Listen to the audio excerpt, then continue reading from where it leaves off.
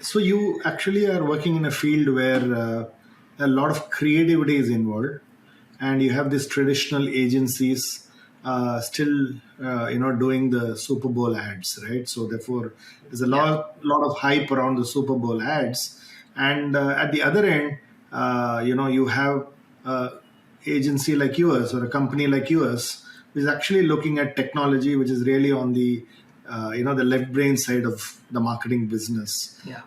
How do you see the role of the marketing department, the CMO? How are they managing this wide set of skills that are required? Because suddenly you're talking creativity. At the Yeah. other end, here you're automating, the brand communication using tech. So, Yeah. do you see, companies' ability to, work together in an interconnected manner, or do you see still silos in the way clients really deliver the marketing today? Yeah.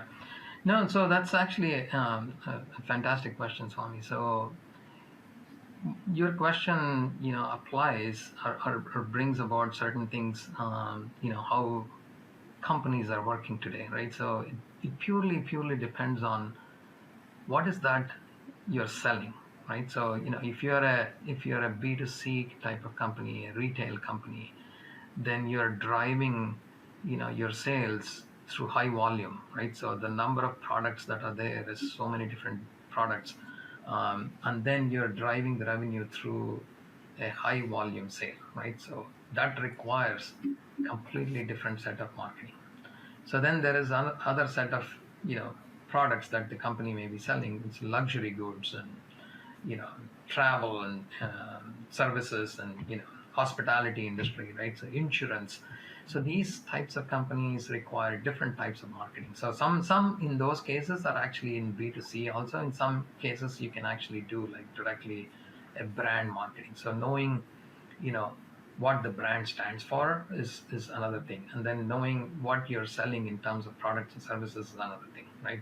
So as a CMO, then what happens is you need to figure out what is that we are going to focus on, where are we in our life stage of the company, and then within that life stage am I looking at you know doing the building the brand equity in the marketplace, right? So knowing, in other words, am I going to be a household brand, or am I trying to sell more products and you know that I have, product and services that I have, right?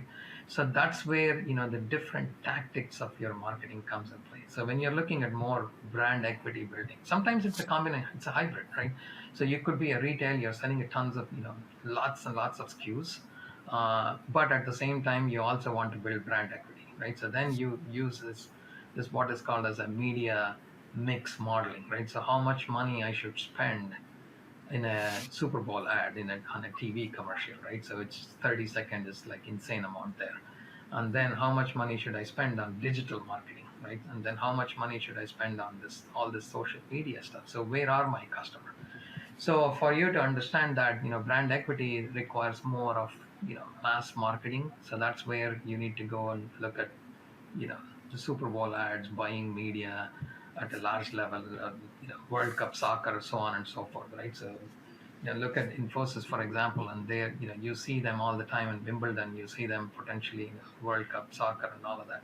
So it's a brand building, it's a brand equity building kind of thing. It's not like nobody's going to go and say, oh, I saw an ad on Wimbledon, and now I'm going to go find out and what services they offer, and I'm going to outsource my digital marketing to Infosys. Nobody is thinking like that. They're like, oh, Infosys is a great company, and so they learn, they get to know what that is, and then it can drive further connections. So building brand equity is one thing.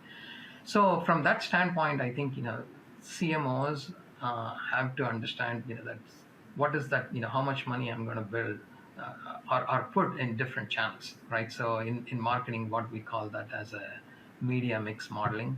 So you need to take the total budget and you need to look at how much money is going for brand building, how much money is going for actual product and services sales, right? So and then you figure out where your customers are, and then where you potentially see the best return on advertising spend, right? So they call ROAS. So that's where you put your money there, right? So that's how I think, CMOs are looking at, how to spend money on what different channels depending on the ROI that's achieved in each one of these channels. So that makes it even more challenging for CMOs because they have to know now, not just the martech component of it, like marketing different pieces of marketing technology, but they also have to know, advertising technology, right? So ad tech, right? So now you look at not just the mass piece on the TV and TV and other commercials, OTT, and so on and so forth. But now they also have to look at different digital medias, right? So out of home billboards or on your different channels, web channels. So those types of things. So the ad tech piece also comes into picture. So at least for CMOs, being aware of those types of things is very, very important. But nobody expects that CMOs to be technologists, right? So that's where this new emerging role of chief marketing technologist is becoming quite popular these days, because that's CMT, chief marketing technologies, report into a CMO because they are the ones driving the technological component, and CMOs are driving the strategic components of marketing, right? So that's how Okay. things are shaping today, and more progressive companies that have a larger spend on marketing, they are looking at it that way.